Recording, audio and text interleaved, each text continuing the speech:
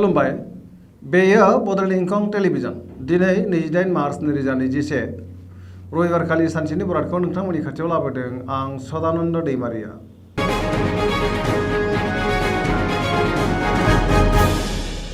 सिगां फरायथिं लादों मेष राशि। दिनैनि साना मोजां आरो गाज्रिनि गेजेरजों बाबेनलांगोन। गोसोखौ गोबां गुलुं गुजुं मोनगोन। मावनो लानाय खामानिखौ मावफुंनो गोब्राब जागोन। देहाया दिनै बारा मोजां थानाय नङा। लोमजानाय मोनगोन। जानाय लोंनायाव सांग्रां जानाया गाहाम। रांखावरियाव मोजां होनजायो। अब्लाबो नाथाय खरसाया बांगोन। बेफार फालांगियाव मोजां होनजायो।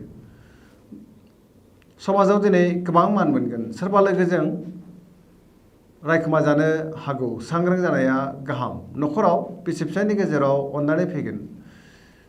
बिदा फंबायजों मोजां सोमोन्दो थागोन। बिमा बिफानि अननाय आरो बोर मोनगोन। अदेबानि गोजोननि आंखाल जागोन।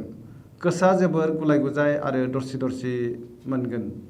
लाइमोनफोरनि गोसोआ दिनै जोबोर रमान्टिक जागोन आरो गावबा गावनि गोसोनि साननायफोरखौबो फोरमायलायनो हागोन। फरायसाफ्रा फरायनायाव गोसो दुंखांगोन आरो मोजां फिथाइ मोननो हागोन।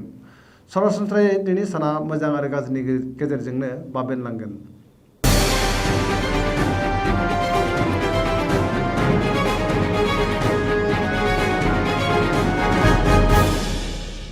वृष राशि। दिनैनि साना बारा मोजां नङा। गुबुननि हेफाजाब मोनैनि जाहोनाव गोसोखौ दिनै जोबोर गुलाय गुजाय आरो दरसि मोनगोन। गोसोनि बोलोआ दिनै लोरबां जागोन। मावनो लानाय खामानिखौ मावफुंनो गोब्राब जागोन। समाजाव दिनै मान मोनगोन। रांखावरियाव मोजां। बेफार फालांगियावबो मोजां होनजायो। बहाबा थाङोब्ला बारा मोजां नङा। जाब्रबथायनि आसा दङ। न'खराव बिसि फिसायनि गेजेराव अननानै फैगोन। देहाया दिनै बारा मोजां थानाय नङा। गगा बायदिसिनाजों लोमजानाय मोनगोन। सेंग्रा सिख्लाफ्रा गावबा गावनि गोसोनि साननायफोरखौ फोरमायलायनो हागोन। फरायसाफ्रा फरायनायाव गोसो दुंखांगोन। गोसोनि साननायफ्रा अदेबानि देबोरबो नांगोन। बिमा बिफानि अननाय आरो बोरखौ मोननो हागोन।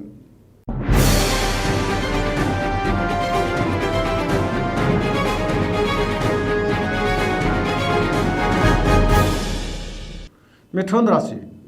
दिनैनि साना जोबोर मोजां। गोसोखौ जोबोर गोजोननाय मोनगोन। देहाया दिनै मोजाङै थागोन। अब्लाबो जानाय लोंनायाव सांग्रां जानाया गाहाम। रांखावरियाव जोबोर मोजां होनजायो। नाथाय खरसाया बांगोन। बेफार फालांगियाव जोबोर मोजां मुलाम्फा मोनगोन। न'खराव बिसि फिसायनि गेजेराव अननानै फैगोन। समाजाव दिनै गोबां मान मोननो हागोन। मावनो लानाय खामानिखौ थि समावनो मावफुंनो हागोन। गुबुननि हेफाजाब मोनगोन। गुबुननि गोसोखौ दिनै गोरलैयैनो बोनो हागोन। गुबुननि थाखाय जोबोर मोजां खामानि मावनानै होनो हागोन। गोसोनि साननायफोरा जाफुंगोन। लाइमोनफोरनि गोसोआ दिनै जोबोर रमान्टिक जागोन आरो गावबा गावनि गोसोनि साननायफोरखौबो फोरमायलायनो हागोन। फरायसाफ्रा फरायनायाव गोसो दुंखांगोन आरो मोजां फिथाइ मोननो हागोन। सरासनस्रायै दिनैनि साना जोबोर मोजां आरो मोजाङैनो बारग'लांगोन।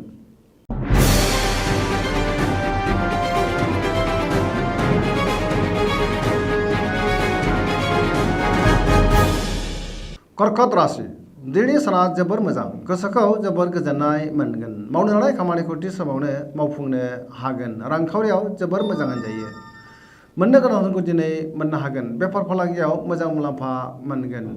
आरजिनाय धोनखौ दिनै दोनथुमनो हागोन। देहाया दिनै मोजाङै थागोन। अब्लाबो जानाय लोंनायाव सांग्रां जानाया गाहाम। गुबुननि हेफाजाब मोननो हागोन। गुबुननि गोसोखौ गोरलैयैनो बोनो हागोन। न'खराव बिसि फिसायनि गेजेराव अननानै फैगोन। बिदा फंबायजों मोजां सोमोन्दो थागोन। बिमा बिफानि अननाय आरो बोर मोनगोन।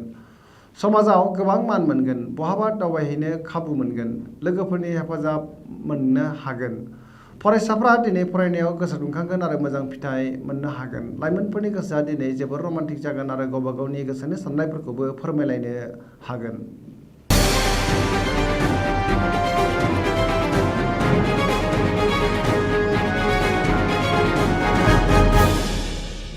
सिंह राशि। दिनैनि साना जोबोर मोजां। गोसोखौ जोबोर गोजोननाय मोनगोन। गोबां मोजां खाबु फैगोन।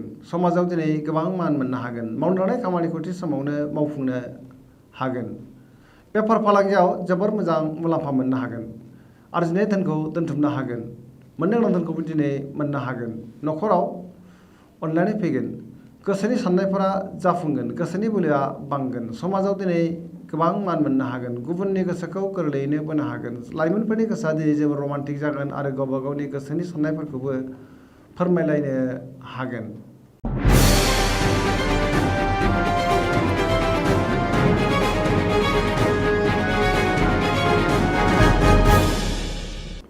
कन्या राशि दिनैनि साना मोजां आरो गाज्रिनि गेजेरजों बाबेनलांगोन गोसोखौ जोबोर उसुखुथु मोनगोन रांखावरियाव मोजां होनजायो बेफार फालांगियावबो मोजां आरजिनाय धोनखौ दोनथुमनो हागोन सोरबा गोदान सुबुंजों बहाबा लोगो मोनज्लायगोन गोसोआ दिनै जोबोर अहंकार जानो हागौ न'खराव अदेबानि बिसि फिसायनि गेजेराव अनलायनाय फैगोन गोबां खामानियाव मुखुब थागोन फरायसाफ्रा फरायनायाव गोसो दुंखांगोन सेंग्रा सिख्लाफ्रा गोसोखौ जोबोर रमान्टिक मोनगोन समाजाव मान मोननो हागोन लाइमोनफोरनि गोसोआ जोबोर आला खाला जानो हागौ।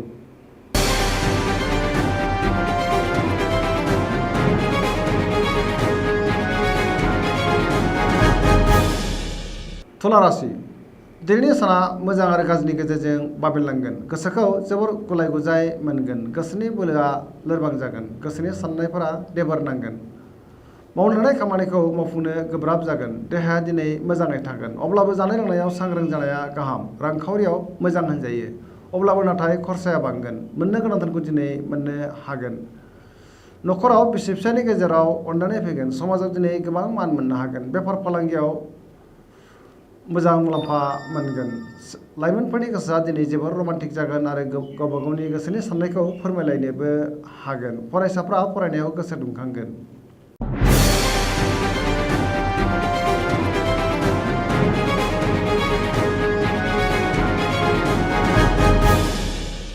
वृश्चिक राशि दिनैनि साना जोबोर मोजां गोसोखौ जोबोर गोजोननाय मोनगोन गोसोनि साननायफोरा जाफुंगोन मावनो लानाय खामानिखौ थि समावनो मावफुंनो हागोन गोसोनि साननायफोरा जाफुंसारजोबगोन गोसोनि लुबैनाया बांगोन समाजाव दिनै मान मोनगोन न'खराव अननानै फैगोन धोरोमारि बिथिङाव गोसो दुंखांगोन रांखावरियाव दिनै जोबोर मोजां होनजायो बेफार फालांगियावबो जोबोर मोजां मुलाम्फा मोननो हागोन देहाया दिनै मोजाङै थागोन अब्लाबो जानाय लोंनायाव सांग्रां जानाया गाहाम गुबुननि गोसोखौ दिनै गोरलैयैनो बोनो हागोन फरायसाफ्रा फरायनायाव गोसो दुंखांगोन आरो मोजां फिथाइ मोननो हागोन।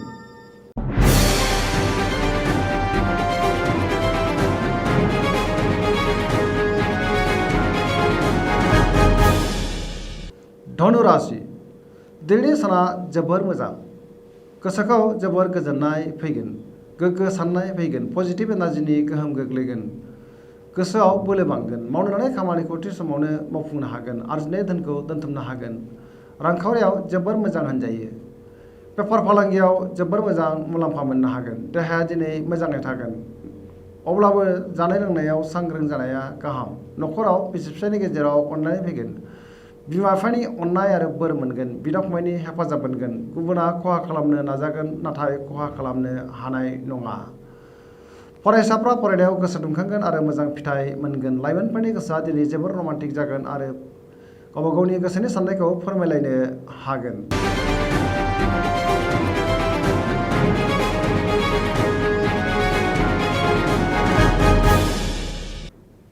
मकर राशि दिनैनि साना जोबोर मोजां गोसोखौ जोबोर गोजोननाय मोनगोन देहाया दिनै मोजाङै थागोन अब्लाबो जानाय लोंनायाव सांग्रां जानाया गाहाम रांखावरियाव जोबोर मोजां बेफार फालांगियावबो जोबोर मोजां मुलाम्फा मोननो हागोन गुबुना खहा खालामनो नाजागोन नाथाय खहा खालामनो हानाय नङा सोरजोंबा गाज्रि नोजोर होखोमाजागोन सांग्रां जानाया गाहाम न'खराव बिसि फिसायनि गेजेराव अननानै फैगोन बिमा बिफानि अननाय आरो बोर मोनगोन लाइमोनफोरनि गोसोआ दिनै जोबोर रमान्टिक जागोन आरो गावबा गावनि गोसोनि साननायफोरखौबो फोरमायलायनो हागोन।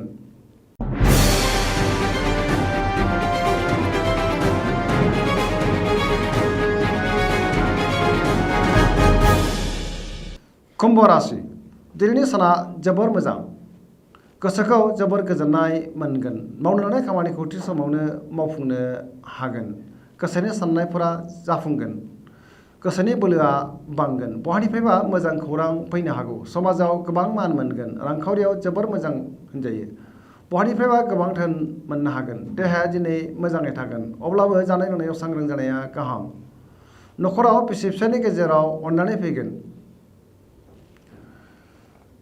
लाइमोनफोरनि गोसोआ दिनै जोबोर रमान्टिक जागोन आरो गावबा गावनि गोसोनि साननायफोरखौबो फोरमायलायनो हागोन। फरायसाफ्रा फरायनायाव गोसो दुंखांगोन आरो मोजां फिथाइ मोनगोन।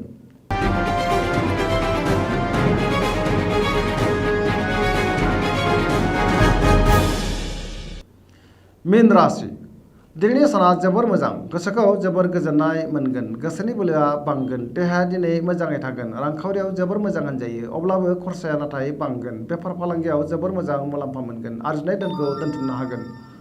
न'खराव बिसि फिसायनि गेजेराव अननानै फैगोन, गुबुननि थाखाय मोजां खामानि मावनानै होनो हागोन। लाइमोनफोरा जोबोर रमान्टिक जागोन आरो गावबा गावनि गोसोनि साननायखौबो फोरमायलायनोबो हागोन।